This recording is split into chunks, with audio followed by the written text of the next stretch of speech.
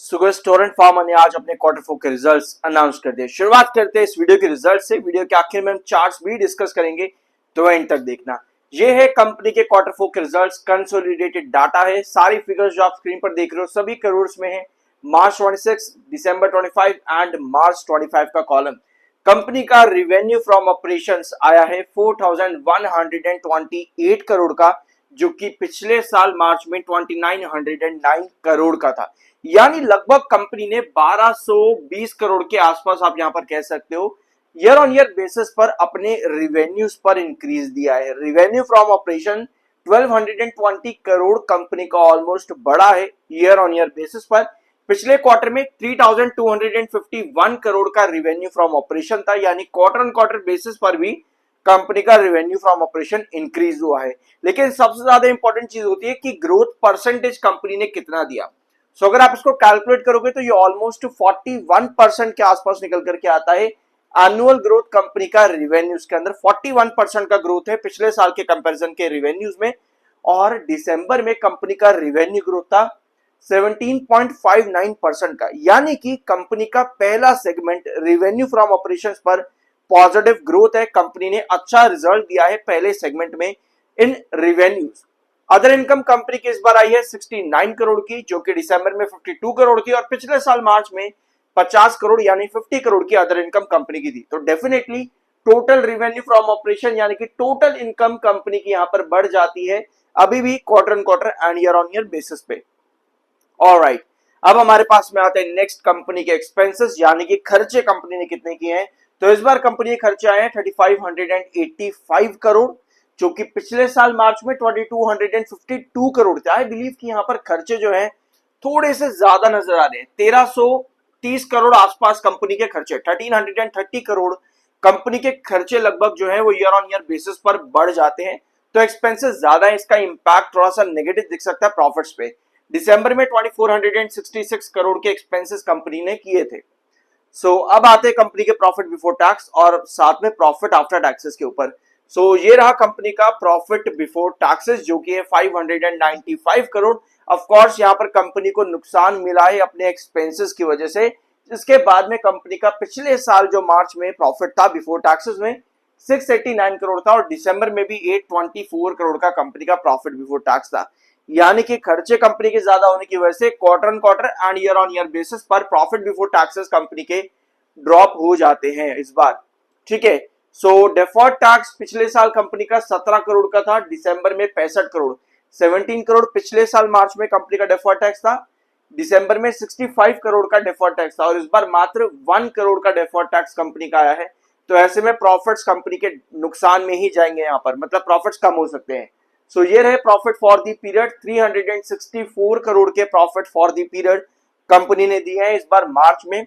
दिसंबर में 635 करोड़ थे, पिछले साल मार्च में 498 करोड़, यानी कि ऑलमोस्ट आपको नजर आएगा कि कंपनी ने 25% ऑलमोस्ट 25% का नेगेटिव ग्रोथ दिया है एनुअल बेसिस पे अपने प्रॉफिट्स में। पिछले साल के कंपैरिजन में -25% का कंपनी का प्रॉफिट ग्रोथ आया है और दिसंबर में कंपनी का प्रॉफिट ग्रोथ था 28% का। सो दूसरा सेगमेंट कंपनी का बहुत ज्यादा वीक नजर आ रहा है। देखो यार, अगर आप पहली बार चैनल पर आए, मैं आपको एक पॉइंट बता दूं, I am NISM 7 certified, subscribe जरूर करके जाना। दूसरी बात आपकी ये आती है कि जो भी मैंने यहाँ पर रिजल्ट्स देखे हैं, शायद आपको लगे कि मैंने क्वार्टर ऑन क्वार्टर बाद में कर दिया, नहीं, एनुअल बेसिस पर मैंने ग्रोथ यहाँ पर कैलकुलेट करी है। उसके बाद में जो एनुअल बेसिस पर ग्रोथ है उसको कैलकुलेट किया जाता है पिछले क्वार्टर में कितना ग्रोथ था, उसके बेसिस पर रिजल्ट्स एनुअल बेसिस पर कैलकुलेट किए जाते हैं। तो यस, रेवेन्यू सेगमेंट में कंपनी का एनुअल बेस बहुत बढ़िया है। प्रॉफिट सेगमेंट में कंपनी का एनुअल बेस काफी वीक गया है, -25% ऑलमोस्ट, जो कि दिसंबर के कंपैरिजन में बहुत वीक है। तो ओवरऑल अगर हम इस रिजल्ट को कैलकुलेट यहां पर करें, एक कंक्लूड यहां पर करेंगे बेसिकली क्वार्टरली रिजल्ट्स को, तो थोड़ा सा वीक हो जाता है प्रॉफिट ग्रोथ की वजह से। अदरवाइज रेवेन्यू ग्रोथ काफी बढ़िया था। ठीक है, अब नेक्स्ट सेगमेंट हमारा आता है फाइनेंशियल ईयर बेसिस। तो फाइनेंशियल ईयर 25 में कंपनी का रेवेन्यू था 11,317 करोड़ का, जो कि अभी मार्च 26 के अकॉर्डिंग आया है 13,753 करोड़, यानी ऑलमोस्ट 430 करोड़ के आसपास आप कह सकते हो, 430 करोड़ समथिंग, 35 435 करोड़ के आसपास, yes give me 1 second, 2435, alright, 2435 crore company का रेवेन्यू फ्रॉम ऑपरेशन जो है वो बढ़ा है फ्रॉम मार्च 25 टू मार्च 26 में। तो यस, यहां पर कंपनी ने एक अच्छा ग्रोथ दिया एंड आई बिलीव कि ये ग्रोथ ऑलमोस्ट जाएगा कंपनी का समवॉट अराउंड 18 to 17%। और अगर आप फाइनेंशियल ईयर 27, बिल्कुल भाई, तो यहां पर कंपनी ने फाइनेंशियल ईयर 25 में 7% का ग्रोथ दिया था, 7% का, और इस बार कंपनी का ग्रोथ ऑलमोस्ट 17% के आसपास स्टैंड कर रहा है। ये रफ कैलकुलेशन, अगर आप चाहो तो उसको प्रॉपर कैलकुलेट कर लेना कैलकुलेटर से। ऑलमोस्ट 17% का कंपनी ने रिवेन्यू में एनुअल ग्रोथ दिया है, तो ये सेगमेंट कंपनी का बहुत बढ़िया है। अब प्रॉफिट्स भी एक बार देख लेते हैं यहां पर। So net profit for the period company का आया है 2138 करोड़ का, मार्च 26 में 2138, और मार्च 25 में था 1911 करोड़। सो यहां पर भी 2000 एंड कितना करोड़ हो जाएगा ये, लगभग, give me 1 second, yes 1000 and 900 and 100, 1027 crore के आसपास कंपनी का ग्रोथ है यहाँ पर, ठीक है। 1027 करोड़ कंपनी के जो प्रॉफिट है वो बड़े हैं फाइनेंशियल ईयर 26 में in comparison with financial year 25। तो यहां पर भी कंपनी ने अच्छा काम किया है। So overall financial year results पर कंपनी का परफॉर्मेंस काफी बढ़िया है, और यस कंपनी ने ऑलमोस्ट 21% के आसपास का ही ग्रोथ यहां पर कैलकुलेट करके दिया है। ऑलमोस्ट आप कह सकते हो इतना ही कंपनी का ग्रोथ आया है।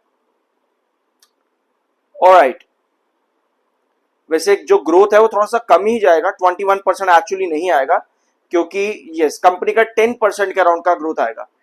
फाइनेंशियल ईयर बेसिस पर प्रॉफिट ग्रोथ परसेंटेज जो कंपनी का आएगा 10% पर आएगा, जो कि फाइनेंशियल ईयर 25 के कंपैरिजन में 10% से 11% नीचे है। तो रिवेन्यू ग्रोथ कंपनी का क्वार्टरली बेसिस पर भी और साथ में एनुअल बेसिस पर भी और फाइनेंशियल ईयर बेसिस पर भी बहुत बढ़िया है, बट प्रॉफिट ग्रोथ में दोनों में कंपनी ने कमी यहां पर शो करी है, क्वार्टरली बेसिस पर भी और साथ में फाइनेंशियल ईयर बेसिस के ऊपर भी। सो आई बिलीव कि ये रिजल्ट्स कंपनी का इतना बढ़िया नहीं है, ठीक है, जितना बढ़िया रेवेन्यू ग्रोथ पे दिख रहा है। तो मेरे हिसाब से रिजल्ट्स एट द एंड थोड़ा सा वीक पड़ जाता है, थोड़ा सा वीक है ये कंपनी का रिजल्ट आज के दिन का। 76.9 पर एमएफआई है, 61 पर आपका आरएसआई है। रिजल्ट्स ने इतना इंप्रेस नहीं किया है इस बार। कंपनी ने डिविडेंड्स भी अनाउंस किए, आप एक चीज और नोट कर लो, एक बार डिविडेंड्स देख लेते हैं कंपनी ने कितने दिए हैं इस बार। ऑलराइट, कंपनी ने डिविडेंड दिया है 9 रुपए पर शेयर का, ठीक है, 9 रुपए पर शेयर का डिविडेंड दिया है। रिकॉर्ड डेट है 29 मई, 29 मई की रिकॉर्ड डेट है। 9 रुपीज पर शेयर का कंपनी ने डिविडेंड अनाउंस कर दिया है। ये है टोरेंट फार्मा का चार्ट पैटर्न। इस समय टोरेंट फार्मा कर क्या रहा है, पहली बात तो ये समझने वाली है कि अपने क्रूशियल रिजेक्शन पॉइंट जो कि बनता है लगभग 1435 के आसपास, 4435 के क्रूशियल रिजेक्शन के ऊपर स्टॉक काम कर रहा है, जो कि टेक्निकल पॉइंट ऑफ व्यू से अच्छी चीज है, क्योंकि आपका 7 में भी इसी प्राइस के आसपास आपके क्रूशियल रिजेक्शन के पास में 4435, यानी कि इस प्राइस के पास में जितना स्टेबल रहेगा 4435 उतने चांसेस हैं ब्रेकआउट देने के। रिजल्ट्स ने इंप्रेस नहीं किया है, बट चार्ट पैटर्न पर स्टॉक काफी बढ़िया दिख रहा है। 4486 पर आज के दिन क्लोजिंग दी है, और जो आपका इंपॉर्टेंट बेस अब बन जाता है वो है 4435। जब तक इस प्राइस के ऊपर है तब तक टेक्निकली स्टॉक काफी बुलिश नजर आ रहा है। इस प्राइस के नीचे कोई भी गिरावट आपको लेकर के जा सकती है टूवर्ड्स 4200 के आसपास आपको लेकर के जा सकती है। जब तक 4435 के ऊपर है, ब्रेकआउट और टेक्निकल पॉइंट ऑफ व्यू से बुलिश है। ऑलराइट, सो ये था आज का वीडियो। होप कुछ नया जानने को मिला होगा। सब्सक्राइब जरूर करना, मिलता अगले वीडियो में।